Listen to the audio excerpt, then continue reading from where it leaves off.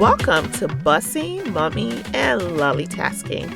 I am your host, Dr. Lola Day, a wife, mom of three, physician, entrepreneur, and also a productivity and work-life strategist. I invite you to join me and other amazing women as we chat about our passion, work, businesses, other topics, and how we seem to have it all together, balancing motherhood and work. I hope by the end of this conversation, you realize you can do it too, with some planning, a little bit of balance, and a dash of determination. This is LollieTasking. Welcome to another inspiring episode of LollieTasking. I am your host, Dr. Lola Day, a physician mom of three, work-life balance strategist, and founder and creator of the Productive Mompreneur High Performance and Growth Club. On today's show, we have the fabulous Dr. Charmaine Gregory. Dr. Gregory is a wife, mom of three cherubs, 12, 10, and 8, a night shift emergency physician, and a multi-entrepreneur. She's also a podcaster, and she is very passionate about facing her fear of public speaking by speaking, okay? She speaks about burnout, wellness, fitness, work-life integration, and night shift life. Outside of medicine, she is also passionate about pursuing wellness and work-life balance, which leads to establishment of a virtual greatness and wellness coaching company, Fervently Fit with Charmaine. It is my absolute pleasure to invite Dr. Gregory to the show. Thank you for having me. I'm so excited. I know. I'm so excited to have Dr. Gregory. She's my shiro. She's what I want to be. Just multi everything. Okay. All right. So on today's show, we are going to talk about the importance of being able to balance entrepreneurship and being home with family. And who else to do this with, except for someone who has multiple businesses and also is amazing with her children. Specifically, in her children's case, she also homeschools them. And I've just always wondered, how does she do it? So we're going to talk to her more about that. But before we get started, Dr. Gregory, can you just tell the audience a little bit about you? Okay. So basically, my main job is I am a wife to an amazing entrepreneurial scientist. Okay. And I'm mom to three very vivacious children who are very opinionated and have very distinct personalities, which basically surprise me every single day that we are together. I'm originally from Jamaica. I have been in the States for the majority of my life, but we definitely still, do a lot of the things traditionally from my country. And it warms my heart that my cherubs also embrace the culture. So that makes me quite happy. That's awesome. And so that's life. Work is, it's work. It's emergency medicine. I work at night. So I've been doing that for like the last 14 years. And I love night shift. I think it's the bomb.com. And I love my crew that I work with, my nursing staff. They're like they're basically like A1 nurses. I have no idea. I can't opine on day shift nurses because it's my night peeps. That's what I know. Okay. And I just like the vibe at night. And so that's kind of like professional life. As far as the entrepreneurial side, I do love multiple entrepreneurial ventures. I really do. I find it very exciting. I find it very challenging. I love working on something that is my own. I feel like that is very different from what I do for my profession because, ultimately I love taking care of patients and serving patients in the emergency department, but I know that is an employed scenario. And Preach. I know that, right. And then as I love it, it's not like my own. It's not a potential for residual income or unlimited income even. There is a cap on what I can make financially through my job. And so, and by the way, all doctors are not rich, just FYI, because people always think this. Dr. Gregory is totally dropping gems right now I'm just because, saying. I'm just oh, saying. go Because ahead. people like Yes, they don't girl. take into account. Like, I mean, for me, I'm fortunate because I went to medical school a really long time ago. So I think it's been like 20 years now. But Not 40 years. 20 years. It's Oh, been I thought 20 you said years. 40 years. Oh I'm no, like, no, oh, I'm child. 45. There's no way. There's no way. But it's been 20 years essentially. And so, and I went to a state school. So thankfully, my debt burden is not as crazy as what I hear some of the residents say they have. They talk about, it's a couple, two of them are both doing the same thing, and each one of them is 300,000 in the hole. And to me, that's I like believe mind it. blowing. You come I out, believe it. you're starting a job, and you got $600,000 in the hole. There's just Mhm. no way. There's just no way you're gonna recoup that and catch up and pay that back in a timely fashion and still live a life. So that myth of the rich doctor, it's gone. That was probably true in the past when people were Like paying 30 like, years ago. yeah, when they were paying like, $2,000 for, or, their debt was like less than, it wasn't six-figure debt. Right. It was still Right. five-figure debt. And so there's that. So for the entrepreneurial stuff, I've fallen in love with podcasting as you have as well, it Yeah. seems, which is awesome.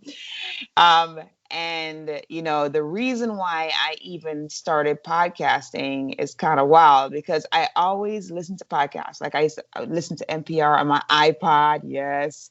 Hmm. I listen to podcasts on the thing that podcasts were named after, which is wild to me now that I think about it. And I would always listen to NPR. I would always listen to some kind of audio while I'm working out or while I'm doing something, walking, like just, always had something in my ear. And I didn't realize I was developing a habit that has now been popularized, right? So now a lot of people just do this.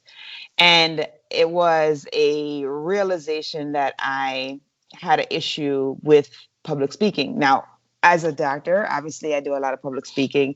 I do public speaking pretty much every single day that I go to work because I have to speak to patients, I have to speak to colleagues, Right. I have to speak to families.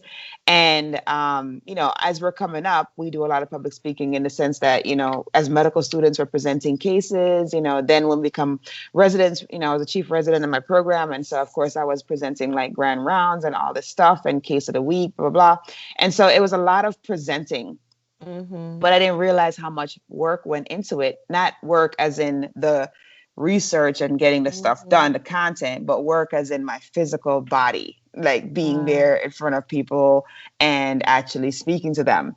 And I also didn't realize that the fear of public speaking trumps the fear of death. Really? Yes, it's the number one Oh, fear. wow. It is the Wow. number one fear. People would rather die than speak in public. Like that's how bad. And Mm. so, I just thought it was kind of normal to basically the night before a talk, not get any sleep whatsoever, just be tossing and turning, constantly ruminating on the content, constantly ruminating on, is it gonna be delivered effectively? Are people Right. gonna really, take in the information, et cetera, et cetera? And anybody who is a high performer or even just a athlete, basically knows that in order for you to be successful and perform at your highest level, you need sleep. You do. So I That's the would, number one right there. it's People number one. underestimate sleep. Number one, you need to replenish, you need to like recharge, you need cortisol levels to be revamped, you need all of that stuff. And so, I would go into the talk without sleep, right? So that is like strike number one. And then the next thing is I would literally, when I got there, I would have some issues, physical issues. So I would have some ridiculous palpitations. I mean, we're talking about Wow. like my heart rate when I'm in top shape is probably, late 60s, like maybe late 60s, sometimes better, sometimes a little bit less than that. And I would be like 120, 130, easy. Oh, wow. Like if I'm working out and I'm doing like, some kind of high intensity workout and my heartbeat is just like through the roof. And so this is what would happen. And I wasn't doing anything. I was just standing there. And so this would happen. And I literally describe it. I describe it like this. I'm like, it's just like, it's like, like literally like that. You could feel it pulsating Yeah, because you're in your ear. nervous. Oh yeah, Yeah. super nervous. Oh my And then your goodness. heart feels like it just wants to rip out of your rib cage. Like it's like, you know what? I'm done with this incarceration. This cage is like not gonna hold me anymore. And I'm just gonna break out of here and I'm just gonna run for the hills. Like that is literally what it felt like. So your heart just feels like literally it's beating out of your chest. And so that was what was going on with my heart. And then I would literally have these two incredible torrential rainstorms of perspiration happening in both of my armpits.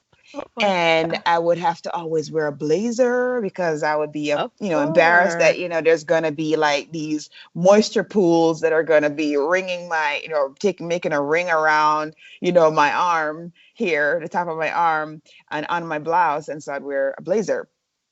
And then, my mind, oh my gosh, mindset. And this is something that I'm currently working on because I understand the power of the mind. Mm-hmm. And, the mindset that happens and what kind of replay that happens in your mind when this is going on is absolutely incredible because Right. I literally had a audiogram that was on replay that basically kind of went like this. Okay, Charmaine, you're gonna go out here, you're gonna chip on the microphone wire, you're gonna fall on your face, you're gonna break your face, and then you're Yeah. gonna be, and then I even said what kind of fracture. It's like it's gonna be a Lefort 1 fracture or a Lefort 2 fracture. And then you're gonna basically get up. There's gonna be blood on your suit, blood Oh on my the audience, goodness. blood on the floor. And then you're gonna like try to move It's and you're almost gonna like you were psyching yourself into more fear. Oh yeah, it was intense. And then you're gonna Wow. slip on the blood and you're gonna fall down and break another part of you. And then you're gonna get up finally and you're gonna hobble over to the podium. You're gonna grab the clicker and you're gonna be pressing the buttons And it and will not work. a single slide is going to show up on the screen. Then, as if that wasn't bad enough, you're gonna open your mouth and not a single sound is gonna come out. Like you gotta be moving your mouth, moving your lips, and nothing, no sound.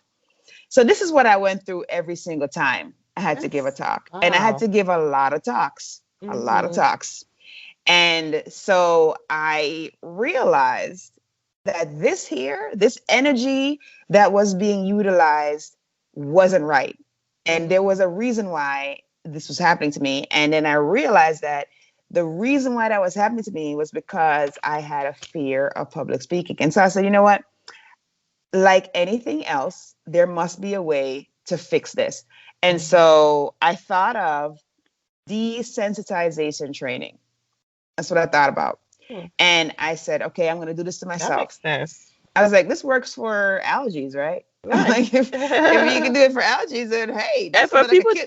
and That's for something the that could kill you. non-medicine people, desensitization is like when you kind of expose people in little portion, so that overall they whatever it is that they're allergic to or they don't get used to, then they gradually are able to tolerate whatever that is.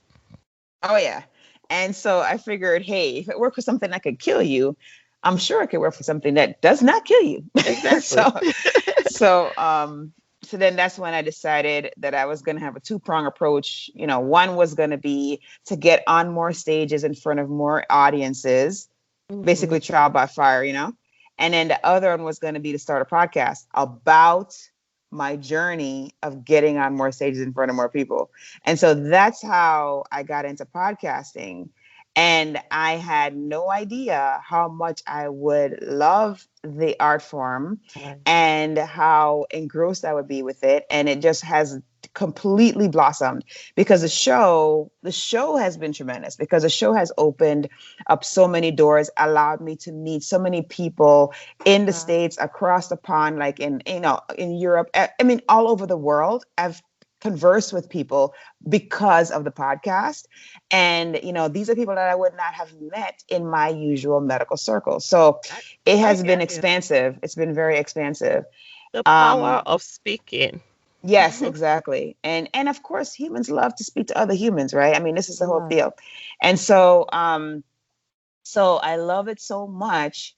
And I started just talking about it a lot more. And of course, people kept on asking me questions like, what kind of equipment do you need? Like, just asking me questions about podcasting. And so then I was urged by, do you know Dr. Maisha Claiborne? Mhm. Mhm. Yeah. So she urged me to basically start a course on Right. podcasting. And so I was like, I don't know what I'm doing there. I can't start a course. Like, but she was like, but you're answering questions like all the Right. time. Like, you You might as already well just kind of start a have the course. course.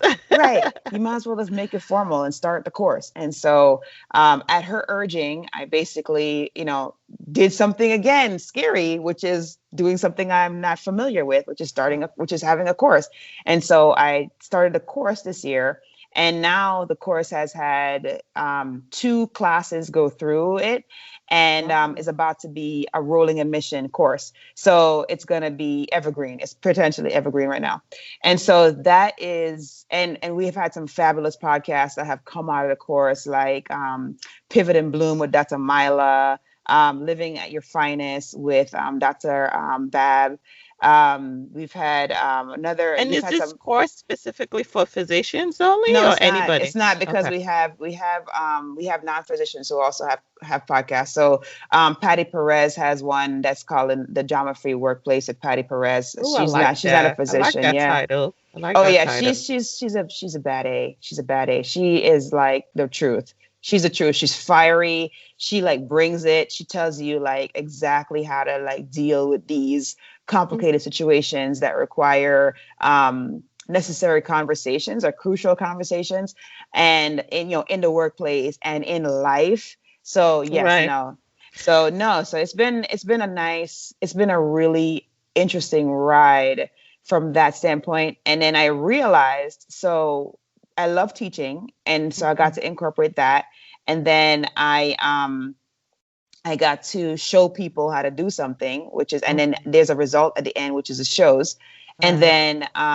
then I realized, again at the urging of Dr. Claiborne, she was like, I mean, and she's not my coach or anything. She's just a Yeah. friend. And she's like, you Right. know what? Why the heck don't you just do it this way? And I'm like, oh, wow. Yeah, I could do it that way.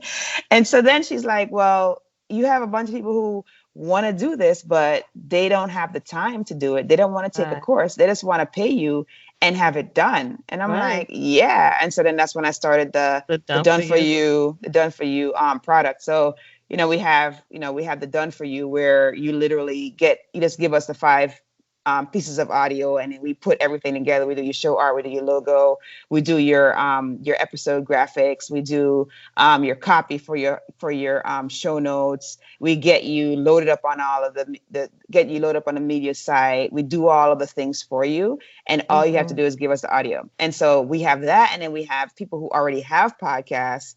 If they're Mhm. done with, like, they just want to do creation and they don't want Right. to deal with all that stuff, then they basically, hire us, and they basically do a monthly deal where, we do all of that stuff, and we can also Mhm. do And like, just get a fee. yeah, and they just pay us, and we can even do marketing for you. We could do like Facebook ad campaign, set that up. We can do social media for you. We have a plan where we do essentially a week's worth of social media for every Mhm. episode. You get 5 copies, 5 graphics, like the whole thing. Wow. So yeah, it's just crazy. Like, it went from like, I have this fear of public speaking, to I think I'm gonna just do this and this, Let me to tell you. all these things. Let me tell you, I have come to find out that whatever situation we're going through ends up being the catapults that pushes us into our purpose, right? There's Yes. sometimes I was like, you have to go through, when you talk about testimony, I have a testimony. If you never had a test, there's no way you're going to have a testimony, right? You need that test to Amen. get through the That's true. testimony. I'm preaching, y'all, preaching, y'all. LollieTasking here, preaching.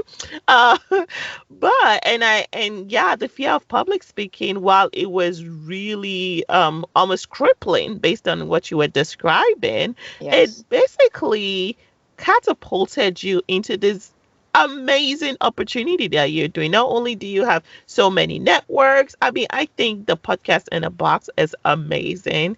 One of my other best friend also does something like that. Okay. And it's so interesting. Like it's same thing with her. She had been writing forever, and then she was trying to do a podcast, and then she started the company too. And you would not believe out there, there's so many people that are like, listen, I just want to Oh talk. yeah. Oh yeah. I just want to focus on my zone of genius. And you Exactly. focus on the other things. And in lolly tasking, we talk about productivity, the importance of focusing on your zone of genius. So for you people out there, if you've always wanted to start a podcast, you have no excuse. That's Just right. go ahead. Just go ahead, get that mic, get your laptop or your phone or whatever it is you have, and contact Dr. Gregory, and she will not only you can, if you want to know how, that's fine. If you want her to do it all, she'll do it for you as well. Exactly. No, absolutely. Absolutely. So let's get back to you. How do you have time? Because you mentioned tons now. While it is amazing, you're also human, albeit you are like Wonder Woman, right? But No, no. you're not Superwoman, but you're Wonder Woman. So because I wonder, because that's what they call me, Woman. I wonder how you get it all done. So how do you get it all done? So, I mean, what you have to realize is that, all these things happen over time. Okay. Right. So, there's going to be like, so the, I like to call it seasons. And so, there's going to be, there are seasons that I basically mark off, and I say, okay, this season I'm going to work on getting infrastructure set up for the business. Then the next season I'm going to work on marketing, or the next season I'm going to work on some social media platform. Mhm. And you just have to, you can't do everything at once. You could do everything, you just can't do it at Right. once. And so you have to kind of parcel things out into seasons, and then realize that you have to have a level of consistency across the board. Mhm. So what Right. you would do is you would then, for some of the other containers, you might have a little bit less in the container, and then while you ramp up the one container that you're focusing on, and then that's the one thing. So realizing you can't do everything all at once, and that you can build over time each thing. Mhm. Yep. The next thing is that you really need to have a great support team. So I have a phenomenal support team. My husband is absolutely amazing. I mean, Is he part amazing. of the business as well? He is not. He chooses not to be, because he has Yeah. his own business. He's got his Okay. own company that he's running. All right. So he's not part of this. Um, and he's not part of my other business either.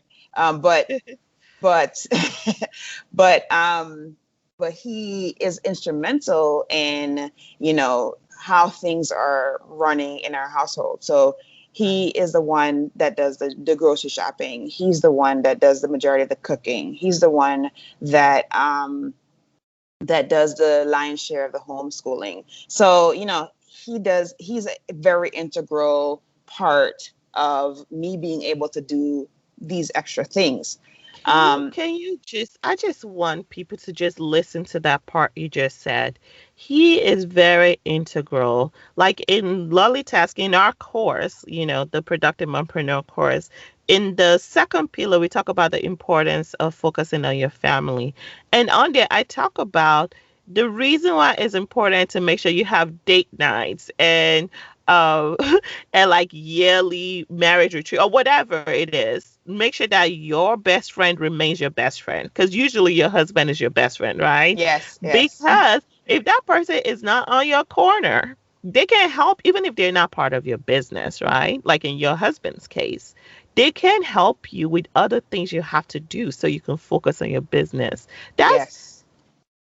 obviously that's not why your husband is doing it or why you're doing it, but at the end of the day though, Like the fact that I could tell you guys are like best friends, the way you talk about it, right? Like he helps me with the cooking, or when he's not helping me, he does the cooking part, he does the children, some part of it, and I do the other part of it. And that allows you to focus on your business, right? Yes, yes, indeed, indeed. That is exactly right. I mean, yeah, let's just say that I would not be able to do any of this stuff if he Mhm. was that a willing participant in the whole thing. Exactly. So Exactly. yeah, so No, it's different. no, that's very important. So that actually takes us to the next question I have. So you have the support system of your business. I know you have a team that works with you in your business, and then Yes, your husband, while he does now work on the business itself, he works on other things surrounding the business. And I'm sure you guys, brainstorm together and, yes, about yeah. the business. I'm sure he's a participant in that aspect too. What about your children? Like I've seen video of your children. I feel like, are they involved in some way Oh too? yeah. How do you bring, oh, okay, let's hear Oh about it. yeah, they're involved. So like my son right now he's learning, he's 12. He's learning about I'm teaching him about video editing. I'm teaching him about audio and what it entails. He has his own setup. So I got a new mic and I gave him my original mic. So he utilizes that for his production. So like he's working Oh, on a YouTube wow. channel. So, Okay. ultimately what I would like to do is I would like to hire them as, Mm-hmm. as members of the team. And so, you know, he's being trained from that standpoint. And Mm-hmm. I've also shown him like how to edit audio, how to edit video, so that he's going to be able to participate and basically have a share in the company as it continues to grow. And my daughters both are they're excellent at graphic design, and they're only like 10 and 8. And Wow. so, I'm planning on developing that particular skill, because if they're able to do that component and maybe do some graphics for me, then I can Mhm. also pay them, because my goal is to hire all 3 children in the company, so that they can all start their 401ks and they can all like have yeah, oh yeah, oh yeah. See, I'm just everything you're saying right now is just speaking to my soul because we're not here to talk about generational wealth, but this is how generational wealth is built, Oh yes. you know? And and when you're and I love the fact that, we hear stories of people who just hire their kids for like, filing paper, which there's nothing wrong with that, right? But you're also helping them build skills they can Oh use in yeah, the future, oh yeah, right? oh yeah. So when they're 17 and their friends are in McDonald's like I was, right? Nothing Hmm. wrong with that. No, I nothing. learned some great customer service skills from McDonald's, but they would be working as an intern in maybe an editing company or a marketing company. So I think this is Or so maybe have their amazing. own company where they Right, where they right, farm right, out their skill. Yeah. right. You tell them, Well, I right? mean, Or that's the maybe even, plan, that they yeah, want to become entrepreneurs themselves. So, that's awesome. that's ultimate. Yeah, I definitely encourage that. My daughter wants to start a YouTube channel too. Yeah. And my husband does not want her face on there. So, and my husband, he's into computers and programming and all that stuff, but he also his passion, I would say his passion job in business is visual effects.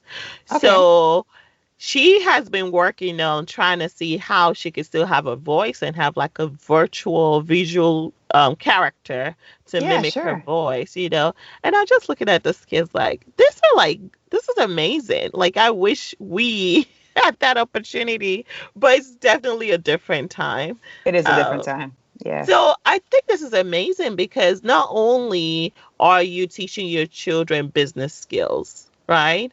You Yes. also homeschool them. And this is why I think homeschool is so amazing. And I really wish I could do it because homeschooling is not just being taught the math, the science, which is, yes, that's fundamentals, right?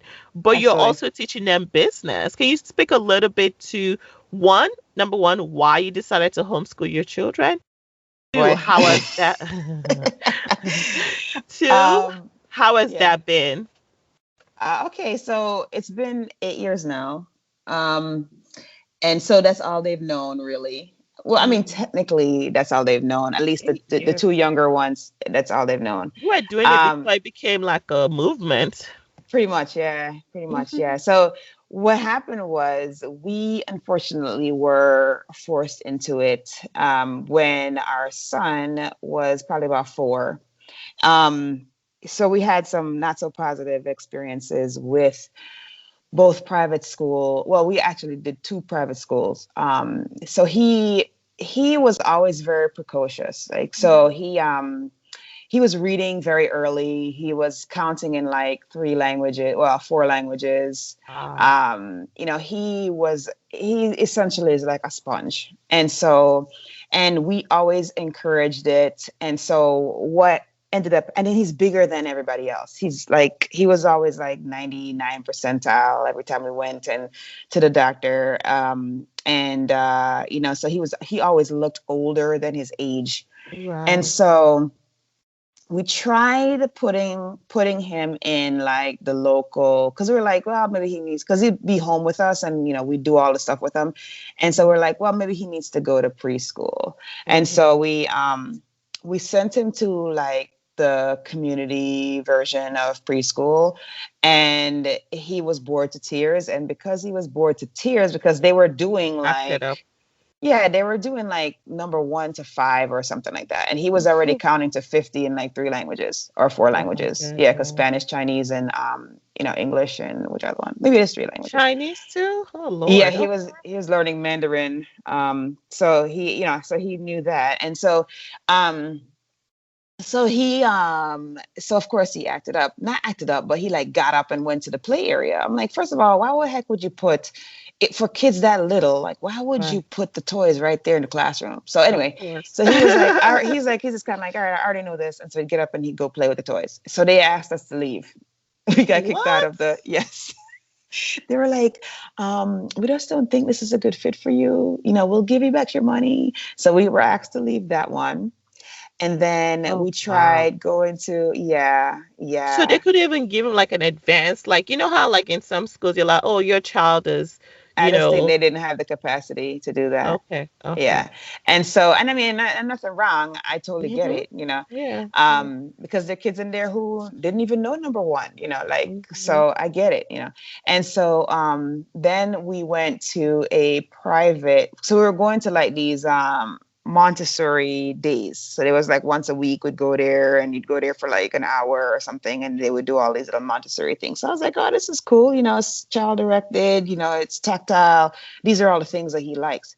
And Right. so then we signed up for the summer program with that school, thinking, okay, we'll go through the summer program. The other hitch was that he wasn't potty trained at the time. So you had to be like potty trained. So we were like working Right. really hard to get him potty trained so that he could potentially go to that school, the Montessori Mhm. private school, for the next time. So we went to the summer program. The first week was fine. He loved it. He was like, oh, this is great. Then they switched teachers the second week, Uh, and he did not like the teacher. I don't know what it was about her. He just didn't like her. And so he then decided that he was going to go to the principal's office and spend time in her office, because she had these blocks in her office that were like architectural blocks, like building blocks. mhm. Okay. And he was into that even back then. He's really into it now. But like, he would go there and he would take those blocks and he'd build things. And so I guess they didn't like the fact that he didn't want to stay in his class. And Mhm. so they were like, we don't know if he's going to be a good fit for our school, Oh wow. that kind of thing. And so I think the thing that really got us kicked out was, in the classroom, there was a loft. And I'm like, again, why the heck would you put a A loft in a classroom loft? with little kids? Yes. And Wait, a so loft? a As loft, in like a loft. a loft where you could climb up the ladder and be Oh on my. the loft. Yes. Oh my And so God. he jumped off the loft, and they like lost their minds. They were like, oh my God. And so, Mm. so They were very nice. They were like, well, we just don't think your son is a good fit for our school. So of course, that going to that school Mhm. was out of the question in the fall. And then they were like, well, you can go to this other school. It's child-directed learning. Also, it's not like full-on Montessori. It's another kind of Version. concept, or and so it's like, okay, well, in our minds they were like, wow, okay.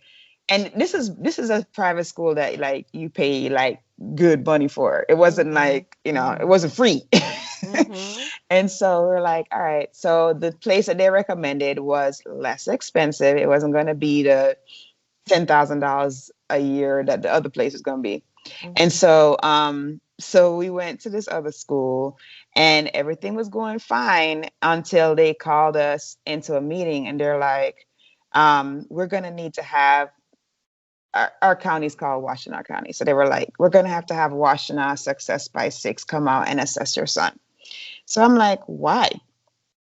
So, like I said, my son was 4 at the time. He was reading, Mhm. okay, like literally reading, pick up At books and 4. reading it So on his he's own. advanced. He's very advanced, right? Yeah. And he loves to read. Like that's just his thing. And so in the class, what would happen is he'd come in, the parents would bring the kids in, and then they would do like a little show and tell, you read to the kids kind of thing, and then they would go on the whiteboard and share. One or two kids would go and share on the board. And so, of course, my son is reading all the books, like he's reading them himself. Right. And then, when it's show and tell, he's getting up and he's giving this elaborate show and tell, drawing all these things and telling this big long story.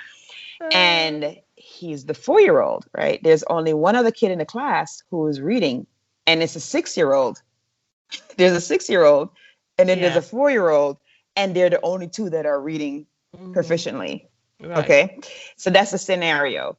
And then so they call us in and they're like, yeah, he needs to be assessed by them. And I'm like thinking to myself, my husband's like, well, why are they asking us this? We don't understand. Right. So the reason why they had the person come in, so the person comes in, they assess him, whatever. And then they're like, well, now you need to have the speech pathologist come in and assess him, observe him. About So they what had, though? Did he have well, speech impediments? no, he Did he? didn't. Oh Nothing was wrong gosh. with the boy. Okay.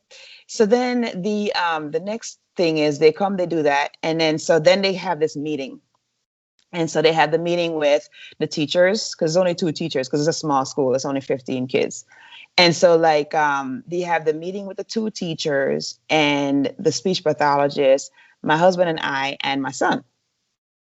So my son, he's over in the corner during this meeting. He's like, writing something or drawing something. And we're sitting in a meeting, and this lady is going through, and she's talking about how when she first arrived and she was watching him, she just didn't understand why he wasn't talking to the other children. And, it wasn't until she pulled him out of the class and was talking to him that she realized that he actually was articulate. He does still flip his B's and D's. And I'm thinking to myself, all right, well, what 4-year-old doesn't flip their B's and Right. D's? You know what I mean? Right. Like Right. this, the basic stuff. And so she goes on this long report. I mean, pages and pages of Oh my report. gosh. And she's like, and then at the end, she says he has some kind of disorder. I forgot what disorder she said, but she said she claimed he had some kind of disorder, and she recommended that he get seen by neuropsych. And I What? lost it. I You're like, lost okay, it. thank God I'm a physician, right? Oh Like, my are you gosh. serious? I lost it. And I was just like, okay. But of course, I'm not going to be like, you know, gonna Mm-hmm. blaze up there, Oh because I didn't gosh. want to be seen as a quote unquote problem Angry parent, person. right? Mm-hmm. Mm-hmm. So of course I said, okay, fine. So after all of this is done, my son comes over and he has been writing a book in the corner. He wrote a Wow. little book. It's like 4 pages. He illustrated a cover. It had a cover. It said, it had a title, My Tree, and it has by and then his name. And then he had, page number 1, illustration and text, page number 2, illustration and text. And he Um, walked us through the whole book. I mean, stuff was not spelled correctly, but whatever. He's 4. I mean, But he at walked us four through the whole years book. old, who does like that? I mean, yes, this has happened to one of my kids too. And So yeah, yeah, so you can understand. I mean, and yeah. so basically we were like, you know what? We taught this dude how to read. I Mm, mean, we're not teachers, but we taught this dude how to read. And you know what? These jokers, it's only gonna, and we're paying them, mhm. and this is what's happening. So we could just imagine what would happen if we sent him to like public school. And so we said, you know what? We're just gonna try to homeschool him. So he finished off that preschool year, and then we basically just started homeschooling that summer. And then he's been homeschooled ever since. That is fantastic. So, like, does your husband work from home too, or like, how do you guys balance it? So his schedule is more flexible. He does Okay. occasionally go into the lab. So what would happen is he would work with them in the morning, and then he'd go into the lab like around noon or so. Mm-hmm. And then I would like take him on all the field trips and all that stuff. And then I would do like some of the work with them. So, but by far he did like 90% of the schoolwork with them. That's awesome. That's awesome. So, like, grade wise, with him being so precocious and just super smart, is he able to advance then to upper grades because of that with your homeschooling or? He could, but we chose not Yeah. to do that. Okay. We basically have kept him on pace. I mean, Okay. he is he has interests that he pursues, and he Mm-hmm. gets really in depth with those interests. And so Wow. we just encourage him to do that. So he's very into urban planning and city structures, I've been and you know, planning. yes, Okay. yeah, he can tell Okay. you, he can name every single kind of highway overpass, and he can name Wow. all of that. He can tell you that this is not as efficient as this. I mean, he can give you like a breakdown. He Jamaica can needs him. I know, right? Jamaica needs him. Nigeria needs him. All I our know. countries need him. I know. So yeah, no. So he pursues his interests. That's awesome. Yeah. That's urban planning. Like, did I ever know what that meant at 12? Well, and he's been doing it for a while. He's been doing it for a while. So Wow, I that mean, is, it's just ramped up now that he's older. Like now he like knows yeah. where to look for information. But yeah, he's very into politics. He's into all the social sciences. It seems like he Right, like really right. is into. He loves structure of government. He loves all of that stuff. Hmm, hmm. Yeah, I am so excited for the future of our kids because they're all doing fantastic things that I Yes. didn't even think I could have conceived when I was their age. Right. And it makes me so excited that I was like, our future, like, things might not be what we want it to be right now with everything going on in the US and Nigeria right now. But Yes. I am Oh, so proud of the youth. I'm so proud of the younger people to know that our future is in safe hands. Like that is so amazing, Charmaine. Like I'm so proud of him. When oh, you see, thank when you. he wakes up, tell him, Auntie Lola is proud of you. I will tell him. He'll be like smiling from ear to ear. I know that's awesome. So from what we've got, or like what I want the listeners to get from this is one, when it comes to work-life balance, you have to know who is in your corner, and having your best friend in your corner is amazing. If you don't have that support system like a husband, like do you have family in your corner that can help you? That way you can focus on your zone of genius, right? And then when it even comes to business, right? Can you know, can you pay another person to work on things that are more technical that you're not good at? That way you can focus on the things you are good at. Um, and then when it comes to children and homeschooling, I think it's individual and it's personal. But the more I learn about homeschooling, the more I realize that not that I didn't know it was important before, I've always kind of been interested in it. But the more I realize how important it is in helping kids truly have individualized learning.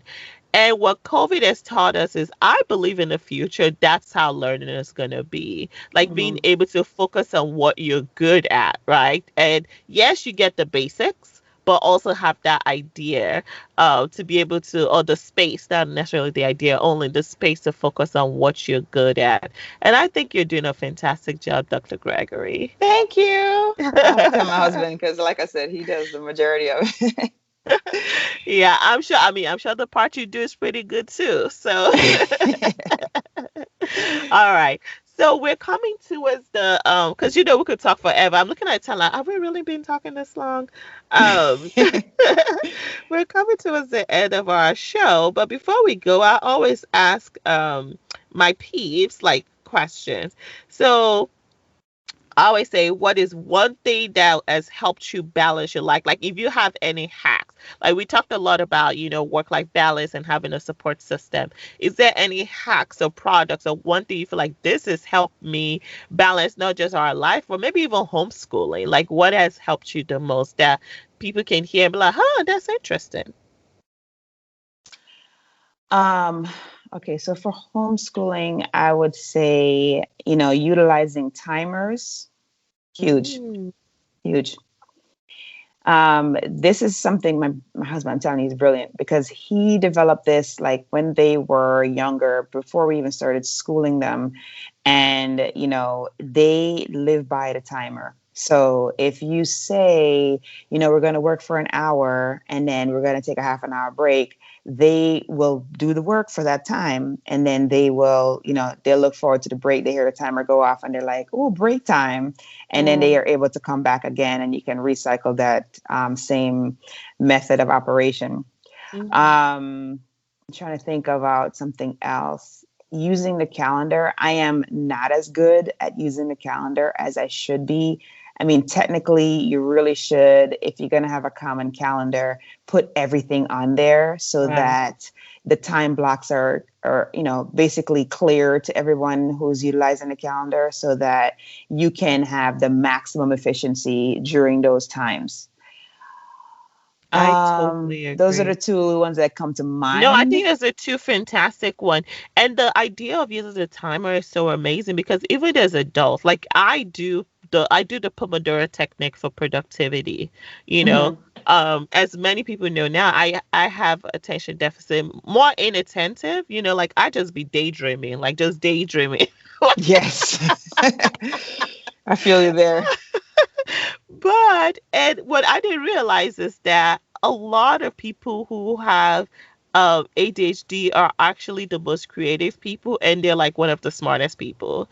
And I got diagnosed in medical school, and I remember they were telling me about 60% of our class had it. And I was like, what? I'm not surprised. Yeah. And I was like, I did not know that.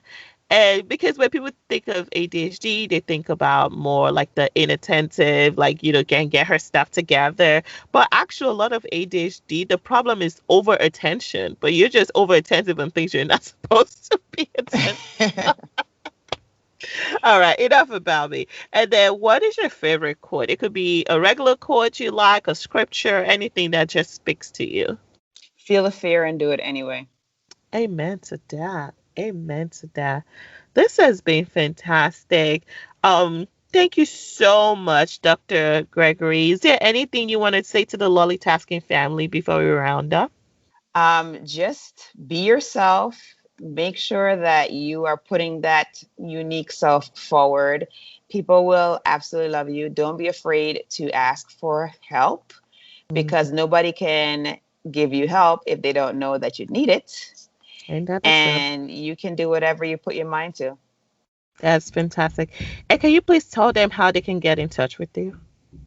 So I am Charmaine, CharmaineGregory, M as in man, D as in dog, on all the social media platforms except for Twitter, where I am CharmsF as in fish, IT, D as in dog, OC. Awesome. I'm gonna put all those in the show notes. So if people want to contact Dr. Gregory, they could contact her. If you want to start a podcast, you have someone here that could literally, if you want to learn, she could teach you. If you're like, I just want to talk, She can help you out too. So you have all those options available. So I am so happy. This has been a fantastic conversation today. Thank you so much for joining us, Dr. Gregory. It's been a pleasure speaking to you. Thank you for having me. Yeah, awesome. And for you listeners out there, thank you for joining us for another inspiring episode of LollieTasking. We will have the show information, like I said, and Dr. Gregory's contact in our show notes. Please feel free to go to www.lollietasking.com to get more information. As I always say, don't forget to follow us on Instagram at LollieTasker and at Facebook at LollieTasking. Till next time, remember, you can do it too, just like Dr. Gregory is doing it, with some planning, a little bit of balance, and a dash of determination. This is LollieTasking. Hello, LollieTaskers. Thanks for hanging out with me on another inspiring episode of Bossing, Mommy, and LollieTasking. I hope you enjoyed it as much as I did. What was your favorite part? Or what was your aha moment? I would love to hear all about it. If you also have any questions or topics you'd like for me to discuss, please feel free to contact me via www.lollietasking.com. I have a question for you though. Have you subscribed already? If not, what are you waiting for? Go ahead and click that subscribe button, share this episode with a friend, and leave a great review on iTunes. These things allow other moms to see the show and connect with us as well. Till next time, this is LollieTasking.